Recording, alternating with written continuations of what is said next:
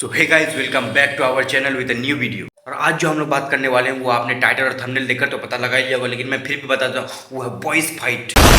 सो हम लड़कों में जो लड़ाई होती है वो 90% मजाक की वजह से शुरू हो जाती है। इधर मजाक किया, इधर मजाक किया, लड़ाई शुरू हो गई दोनों की, और वो इतना भयंकर तरह से तब्दील हो जाती है। ऐसा लगता है कि दो पागल कुत्ते को जो बहुत दिनों से भूखा है उसको मैदान में छोड़ दिया गया और वो लड़ते जा रहे हैं।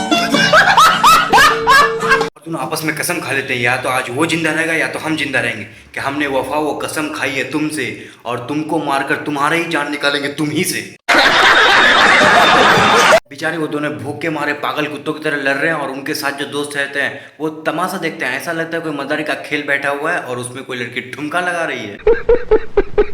और कुछ हमारे लड़के इतने कमीने कि वहां पे कमेंट्री स्टार्ट कर देते हैं कि ये उसको पटका, वो उसको पटका, एक इसको 10 इसको। कौन है ये लोग, कहां से आते हैं? बेचारे जो दोनों लड़ाई कर रहे हैं वो अपने आप को सस्ता रोमन रील्स और सस्ता जॉन सीना समझते हैं, उनके अंदर से फटी जा रही है और उनके दोस्त यहाँ पे कमेंट्री शुरू। बस एक माइक की कमी है, नहीं तो पक्का पूरा लगेगा कि कोई खेला हो रहा है। इसमें ऐसा लगेगा कि दो बुल्लोग आपस में बहुत भयंकर तरह से लड़ रहे हैं। हाँ, लेकिन इसमें बहुत धाकड़ पैसा आएगा, बहुत धाकड़ बिजनेस चलेगी इसमें। हाँ, थोड़ा बहुत नुकसान हो सकता है कि आँख में चोट लग सकती है, प्राइवेट पार्ट में भी चोट लग सकती है।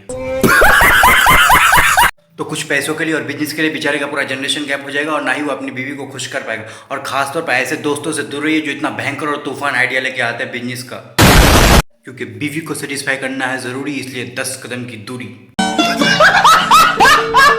लेकिन सबसे भयंकर और इंटरेस्टिंग बात तो लड़कों में यह है कि वो दोनों जो पहले बुलडॉग की तरह एक दूसरे की जान निकालने में तुले हुए थे, थोड़ी देर बाद बेशर्मों की तरह इतना हंस के कैंटीन में खाना खाते हैं जैसे कोई कपल हो। कपल भी उन दोनों के सामने फेल। वो कहते हैं ना कि तेरे बिना जीना नहीं सनम, लेकिन जब लड़ाई हो पहले तेरा ही जान निकालना है सनम। और उन दोनों को बेशर्मों की तरह कैंटीन में खाते हुए देखकर बाकी के जो दोस्त होंगे वो भी सोचते होंगे कि पॉलिटिशियन अगर ये दोनों बन गया तो इनसे भयंकर और खतरनाक कोई नहीं हो सकता, जो कभी भी कोई भी पार्टी में पलट सकता है और किसी को भी कंगाल और नंगा कर सकता है। तो ये तो बात हो गई कि जब ग्रुप के अपने ही लड़कों के साथ लड़ाई होती है तब की। लेकिन अगर अब आगे बात करें कि जब किसी स्ट्रेंजर के साथ लड़ाई हो या कोई भी टक्कर या थोड़ा बहुत कुछ भी हो जाए, तो वो दोनों उसको अपने ईगो में इस तरह से ले लेते हैं जैसे छोटा बच्चा अपने पेशाब को लेता है, जो कभी भी किसी की गोद में भी कर देता है। और तब होता है रियल मामला शुरू, और दोनों अपने आप को चड्डी धोने वाला अंडरवर्ल्ड डॉन समझते हैं। ये अपने दोस्तों को फोन करके बुलाता है, भाई मैटर हो गया। वो अपने दोस्तों को फोन करके बुलाता है, भाई मैटर हो गया, जल्दी आ। ऐसा लगता है कि अंडरवर्ल्ड का डॉन दाऊद इब्राहिम यही है।